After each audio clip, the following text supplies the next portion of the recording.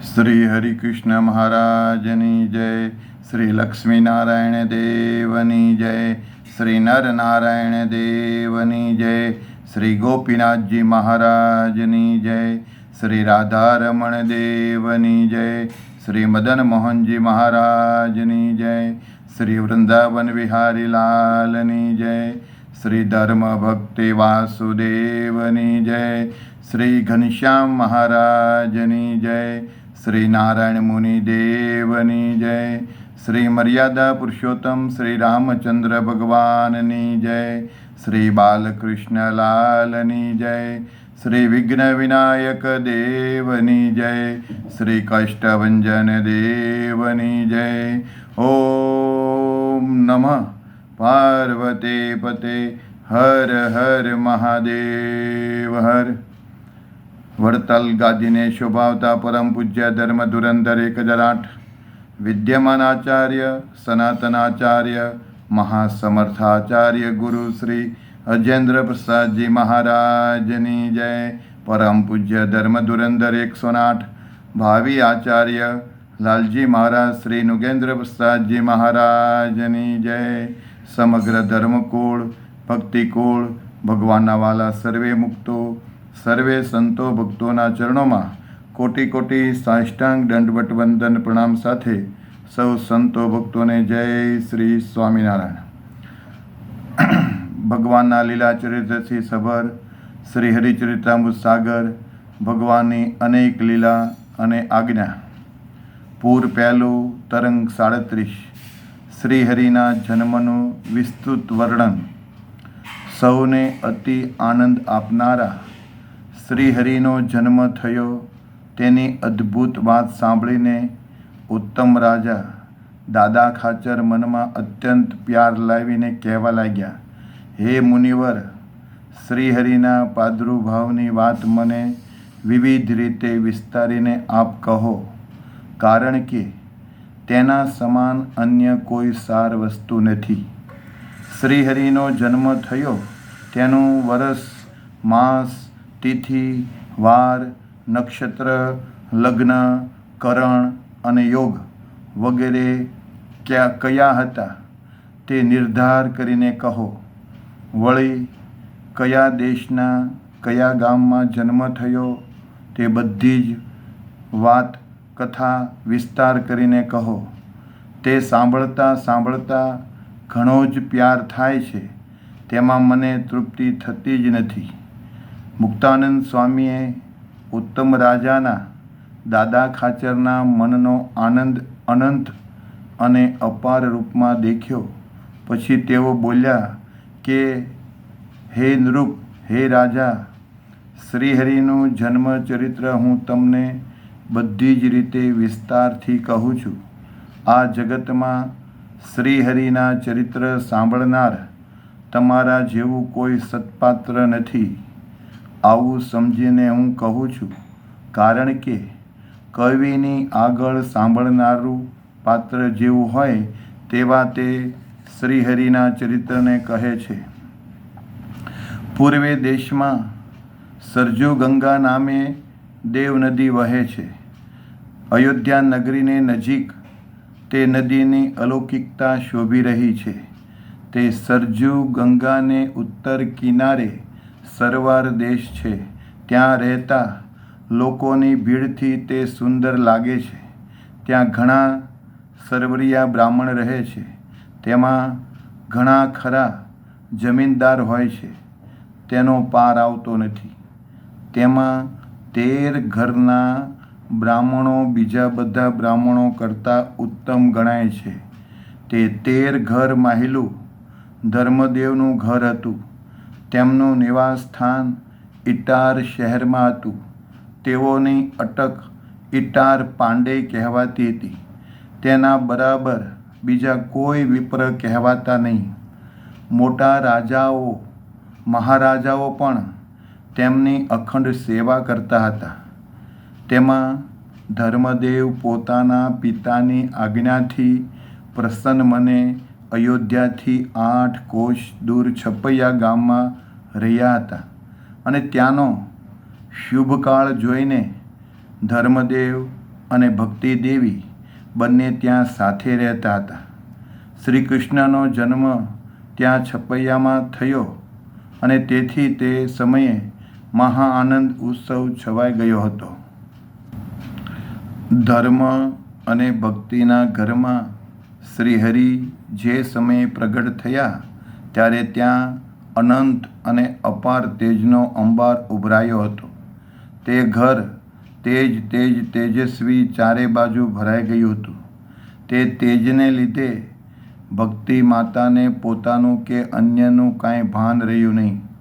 શોભાના નિધિ ઘનશ્યામ તે સમયે 2 ભુજાવાળા સ્વરૂપે પ્રગટ થયા.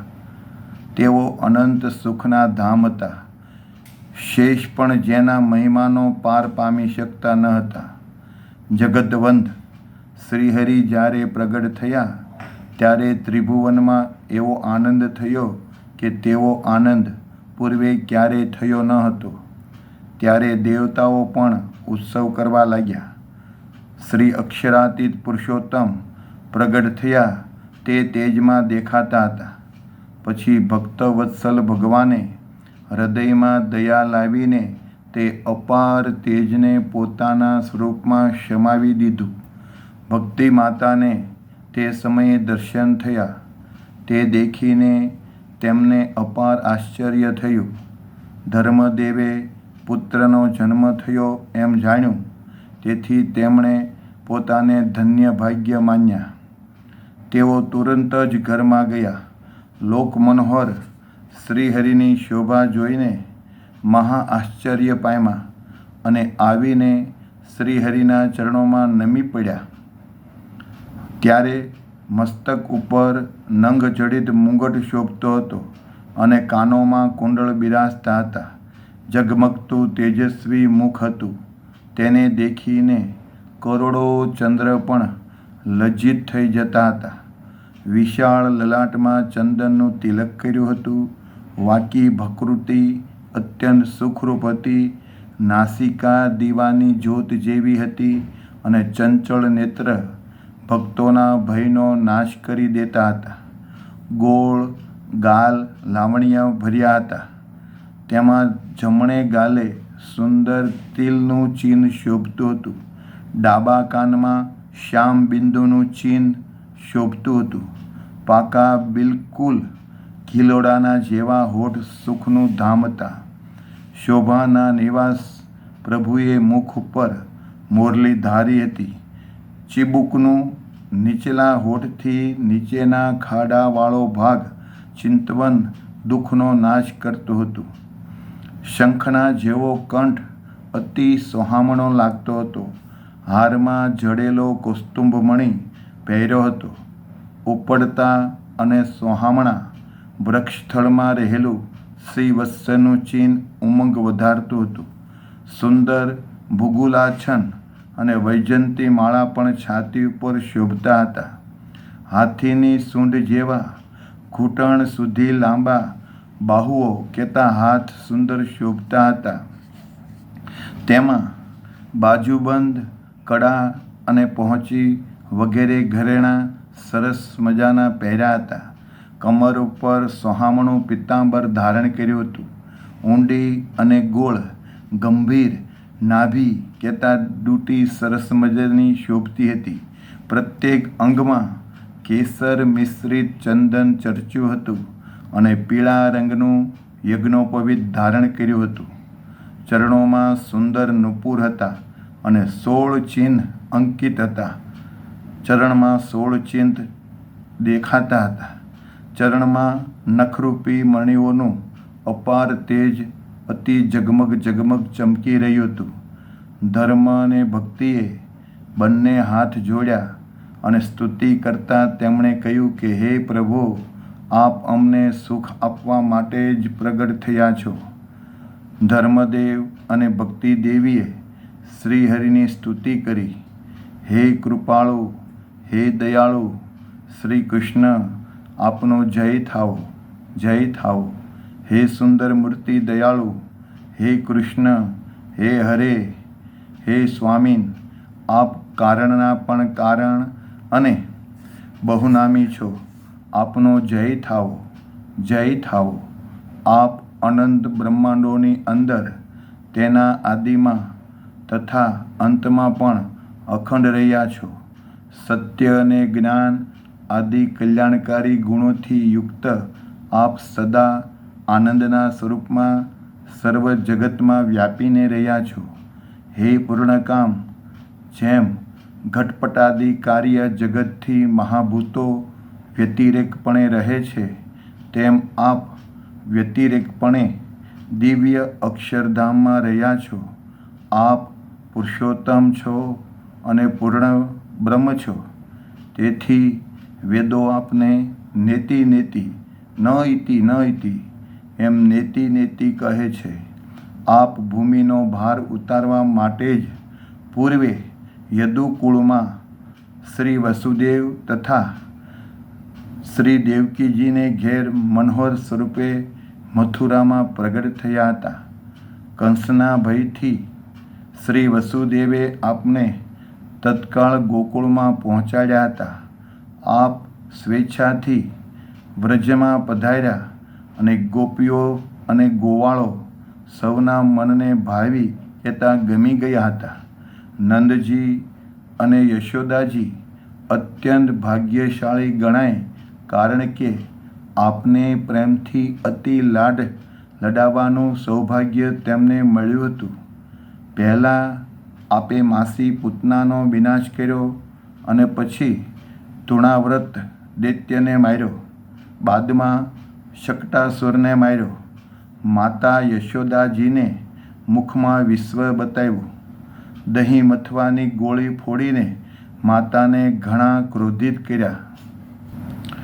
યમલાર્જુનના મૂળ ઉખાડ્યા. બકાસુરની ચાંચ ચીરીને તેને મારી નાખ્યો. વત્સાસુરનો પણ કાળ લાવી દીધો અને અઘાસુરને મારીને બાળકોને બચાવ્યા. આપ બાળકો રૂપે અને વાછરડા રૂપે થયા ત્યારે તે દેખીને બ્રહ્મા પણ ભૂલા પડ્યા હતા. કાલિયવ નાગનું આપે દમન કર્યું અને દાવા નળનું પાન કર્યું. ગૌરી વ્રત કરનારી વ્રજ કન્યાઓને અભિષ્ટ વરદાન આપ્યું.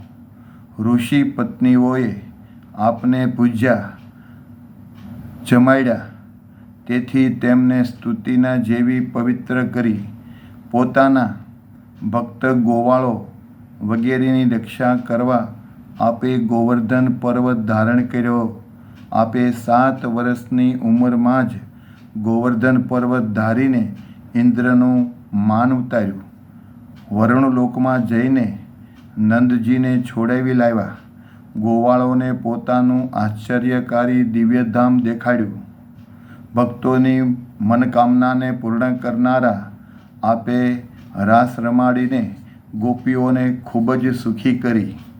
ભક્તિ માતા કહે છે, હે હરે, આપે રાસ રમીને અનંગ કામદેવને દાસ કરી દીધો, અર્થાત તેને હરાવ્યો. અજગરના મુખથી નંદજીને છોડાવ્યા અને શંખચૂડ નામના અસુરોને મારીને ગોપીઓની રક્ષા કરી. અપાર દ્વેષ ભાવ રાખનારા વૃષભાસુર, વ્યોમાસુર અને કેશી જેવા અપાર અસુરોને મારીને આપે વ્રજવાસીઓનો ઉદ્ધાર કર્યો. અક્રૂરને યમુનાજીના જળમાં આપે આશ્ચર્યકારી દર્શન દીધા અને આપ કાળના પણ કાળ છો એવો સુદૃઢ નિશ્ચય તેને કરાવ્યો. પછી મથુરા આવ્યા. ત્યાં આપે રાજમાર્ગ ઉપર ધોબીને મારીને યમપુરી મોકલ્યો. દરજીનો અને સુદામ માળીનો ઉદ્ધાર કર્યો. કુબ્જાએ કેસર ચંદનની અર્ચા કરી. પછી ધનુર્યાગ સ્થળે જઈને ધનુષ ઉઠાવીને ભાંગી નાખ્યું. રંગ અખાડાના દ્વારમાં જ કુવલયાપીડ હાથીને માર્યો. પછી જે અખાડામાં આવ્યા હતા તે મલ્લોને પણ તમે ખૂબ માર્યા.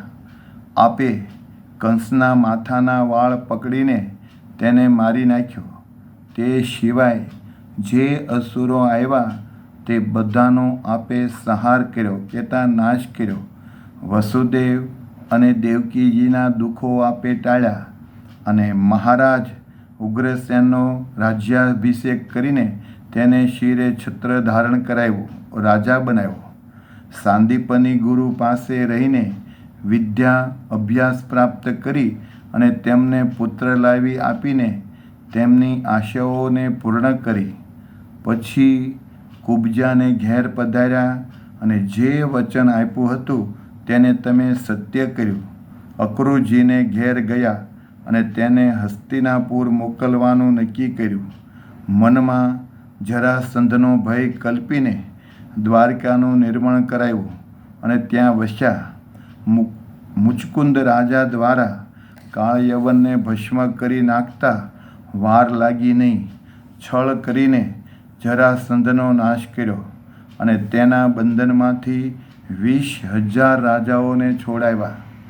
પોતાના બળ પૌરુષથી રાજાઓને જીતીને 8 પટરાણીઓની સાથે વિવાહ કર્યા અને ભૌમાસુર જેવા મહાઅસુર રાજને મારીને 16,000 સ્ત્રીઓને દ્વારકા લાવ્યા. બાણાસુરના હાથ કાપી નાખ્યા. યુધિષ્ઠિર મહારાજનો રાજસુ યજ્ઞ નિર્વિઘ્ન પૂરો કરાવ્યો. મહાન વિકરાળ, શાલ્વ, શિશુપાળ અને દંતવક્ર જેવા અસુરોનો તમે વિનાશ કર્યો. એક દુર્બળ બ્રાહ્મણ સુદામાને કૃપા દ્રષ્ટિથી દેખીને તેને કંચનના મહેલ સોનાના મહેલ કરી આપ્યા. કુટુંબ પરિવારને સાથે લઈને કુરુક્ષેત્ર સ્વયંમંત પંચક ક્ષેત્રમાં ગયા. માતાએ માગેલા મોટા ભાઈઓને લાવી આપ્યા. અર્જુનને અને મિથિલા નગરીમાં જનક રાજા અને શ્રુતદેવ ભક્ત બ્રાહ્મણને અપાર સુખી કર્યા. આ રીતે જેણે પુકાર કરીને પ્રાર્થના કરી આવા અનંત ભક્તોના આપે કામ કર્યા છે. આ રીતે જે ભક્તો આપને શરણે આવ્યા તેને આપે અભયદાન કર્યું છે. એવા આપ દીનબંધુ અને દયાળુ છો. આપે અત્યારે પણ ઘણી જ કૃપા કરી છે. શ્રી હરિ પરમ દયાળુ છે એટલે ધર્મદેવ અને ભક્તિ માતાએ જે હૃદયથી સ્તુતિ કરી તેને મનમાં ધારી લીધી. તમાલ વૃક્ષના પાનના સમાન શ્યામ સુંદર જેનું સ્વરૂપ છે આવા શ્રી હરિ પછી પ્રેમરસથી ભર્યા શબ્દ બોલ્યા. હે માતા, આપ હવે મનમાં ચિંતા કરશો નહીં. આપ જે ધારશો તે જ થશે. વ્રજની વાત સંભાળવા માટે જ મેં આ મારું આશ્ચર્યકારી રૂપ અત્યારે તમને બતાવ્યું છે.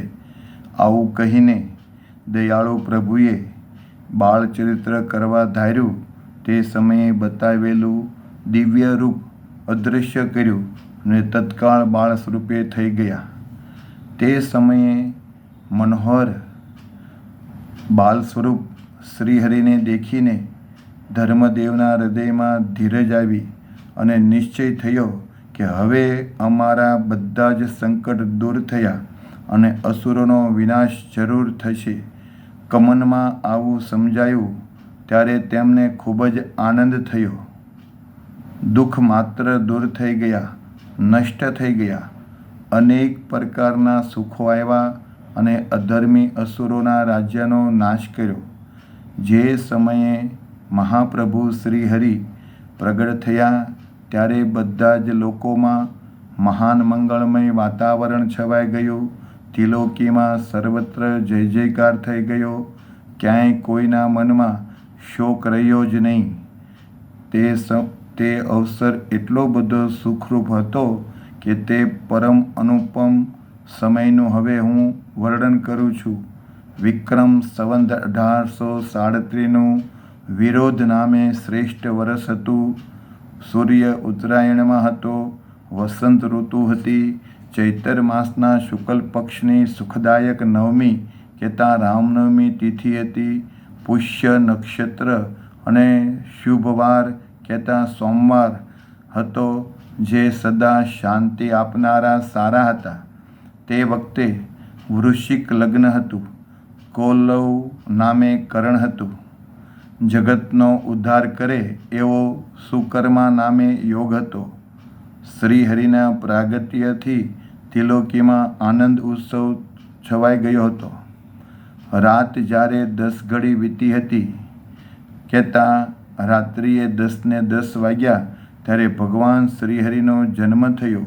બોલો શ્રી ઘનશ્યામ મહારાજની જય, શ્રી નારાયણ મુનિ દેવની જય, શ્રી સહજાનંદ સ્વામી મહારાજની જય, શ્રી સ્વામિનારાયણ ભગવાનની જય, શ્રી હરિકૃષ્ણ મહારાજની જય. તે સમયે જગતમાં સર્વત્ર ઘેર ઘેર મહાઆનંદ ઉત્સવ થવા લાગ્યો. દેવતાઓના લોક સ્વર્ગ આદિમાં તત્કાળ શ્રેષ્ઠ અને વિશાળ મહોત્સવ થવા લાગ્યો. ઇન્દ્રાદિક દેવતાઓએ તે સમયે ધારા કરીને વારંવાર ફૂલની વર્ષા કરવા લાગ્યા. ગાંધર્વો ગાવા લાગ્યા. તેના હૃદયમાં અપાર પ્રેમ ભર્યો હતો. અનેક જાતની વિવિધતાવાળા વાજિંત્રો વાગવા લાગ્યા. દેવતાઓના બધા જ વિમાનો આકાશમાં છવાઈ ગયા. તેનો કોઈ પાર ન હતો. દેવાંગનાઓ આનંદથી નાચી રહી હતી. તેનો ઊંચો ધ્વનિ એકતા સંભળાતો હતો. સુખના પરમધામ આનંદ ધન અક્ષરાધિપતિ પુરુષોત્તમ સુંદર શ્રી ઘનશ્યામ આવીને દ્વિજકુળમાં બ્રાહ્મણ કુળમાં પ્રગટ થયા. માતા પિતા અને ભાઈ વગેરે બધા જ હૃદયથી રોમાંચિત થઈ ગયા અને શ્રીહરિના જન્મના ગીત ગાવા લાગ્યા. તેજના અંબારથી ભરેલા ઘરમાં શ્યામ સુંદર શ્રીહરિ શોભી રહ્યા હતા. પ્રત્યેક દિશાઓમાં મંગળ આચાર થવા લાગ્યા અને ભૂમિનો ભાર પણ ક્ષીણ થવા લાગ્યો. મંદ શીતળ અને સુગંધી પવન વાવા લાગ્યા. સૌના હૃદય આનંદથી પ્રફુલ્લિત ખીલી ઉઠ્યા અને આકાશમાં નક્ષત્રનું તેજ અતિશય શોભતું હતું. સરોવર અને નદીઓના પાણી બધે જ ઘણા નિર્મળ થઈ ગયા. ભગવાને જન્મ લીધો તેનાથી નિર્મળ આકાશની શોભા અત્યંત અદ્ભુત જણાતી હતી. અગ્નિહોત્રીઓના બધા જ અગ્નિઓ જાજ્વલ્યમાન થઈ ગયા. સંતજનોના મન પવિત્ર થઈ ગયા અને તેમાં આપોઆપ જ્ઞાનનો ઉદય થયો. પૂર્ણ પુરુષોત્તમ પોતાના ભક્તોની રક્ષા કરવા પ્રગટ થયા એટલે ભૂમિ ઉપર રહેલા બધા જ અસુરોના મનમાં અતિ ત્રાસ ઉત્પન્ન થયો. તે સમયે અત્યંત હર્ષના આવેશમાં આવેલા દેવતાઓએ દુંદુંબીઓને ખૂબ જ વગડાવ્યા. તે જ પ્રમાણે ધર્મદેવના ઘરને દરવાજે અનંત પ્રકારના શ્રેષ્ઠ વાજિંત્ર વાગવા લાગ્યા. તે સમયે સર્વત્ર લીલા લહેર થઈ ગઈ. સ્ત્રીઓ સુંદર ગીત ગાવા લાગી.